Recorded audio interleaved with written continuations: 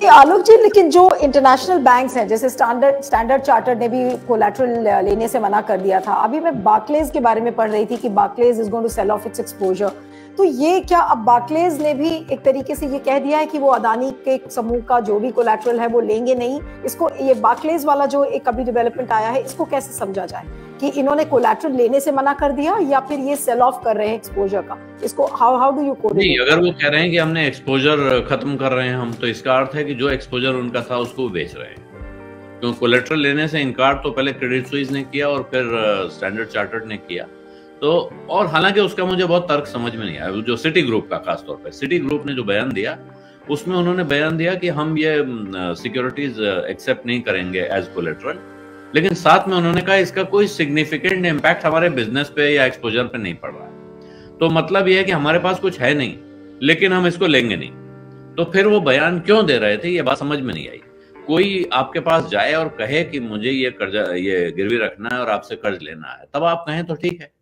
लेकिन अब मैं सड़क पर खड़ा हूं और कोई आदमी आके कहे भाई तुम्हारी शर्ट मैं नहीं खरीदूंगा, तो इसका मतलब नहीं है मैं आपको बेचने आया हूं, आप कहें भाई नहीं मुझे नहीं खरीदनी है, तब तो समझ में आता है। तो इसलिए सिटी ग्रुप वाला बयान मुझे थोड़ा कम समझ में आया। लेकिन उससे पहले जो क्रेडिट स्विस का था या स्टैंडर्ड चार्टर्ड के हैं, ये है कि हम नहीं लेना चाहते हैं, हमारे पास लोग आते हैं ये देने के लिए।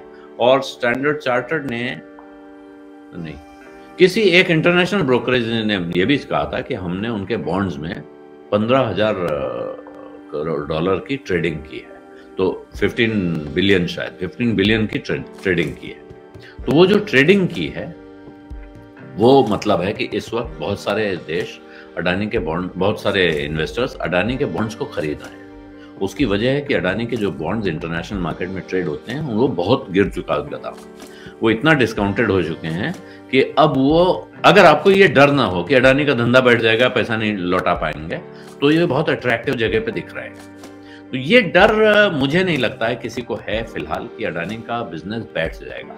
अडानी के पूरे कारोबार के कुछ हिस्से वीक हो सकते हैं, कमजोर हो सकते हैं।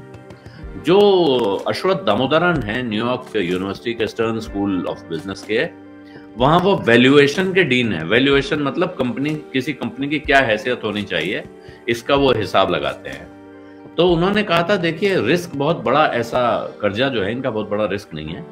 लेकिन ये, और जो हिंडनबर्ग ने कहा है कि Adani has come out with the biggest con in the history, ये भी ठीक नहीं है। लेकिन अडानी ने इस व्यवस्था के वीकेस्ट लिंक्स को, सबसे कमजोर कड़ियों को इस्तेमाल करके फायदा उठाया। उन्होंने अडानी इंटरनेशनल के शेयर का भाव 945 रुपए के आसपास आंका, कहा कि इसका वैल्यूएशन 945 रुपए होता है, जो आज की तारीख में दोबारा एक बार 1,000 रुपए के आसपास पहुंच गया था, फिर बढ़ के 2,000 के आसपास पहुंच गया है, उसके ऊपर नीचे ट्रेड कर रहा है। तो वो वैल्यूएशन यहां से आधा दिखा रहे हैं।